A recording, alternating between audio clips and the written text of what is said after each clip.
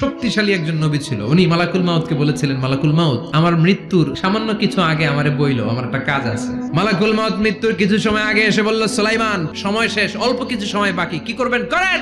সাইয়েদনা সুলাইমান জিনদেরকে ডাকলো, জিনেরা, বিশাল একটা প্রজেক্ট আছে, প্রজেক্টে কাজ শুরু করো। আর কিছু জিনকে বলল, চারদিকে গ্লাস ফিটিং করা একটা রুম বানাও। সাইয়েদনা সুলাইমান আলাইহিস সালাম গ্লাস ফিটিং করা রুমের ভেতরে ঢুকলেন। এই রুমে ঢোকার দরজা নাই, হাতে একটা লাঠি নিলেন, লাঠির মধ্যে ভর করে দাঁড়িয়ে রইলেন আর জিনদের দিকে তাকিয়ে রইলেন। জিনেরা এত বদমাশ ছিল, সাইয়েদনা সুলাইমান দাঁড়িয়ে না থাকলে কাজ করতো না, দাঁড়ায় না থাকলে আজও লোকজন কাজ করতে চায় না, ঠিক কিনা?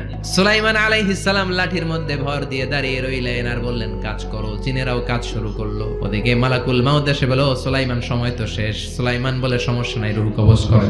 মালাকুল মাউত ওইভাবে লাঠিতে ভর দেওয়া অবস্থায়, দাঁড়ানো অবস্থায় সাইয়েদনা সুলাইমান আলাইহিস সালামের রূহ কবজ করে নিলেন। উনি এমন ভাবে দাঁড়িয়েছেন, রূহ চলে গেল, লাশ হয়ে দাঁড়িয়ে রইলেন। লাঠির মধ্যে দাঁড়িয়ে আছেন, জমিনের মধ্যে লুটিয়ে পড়ে নাই। সুবহানাল্লাহ।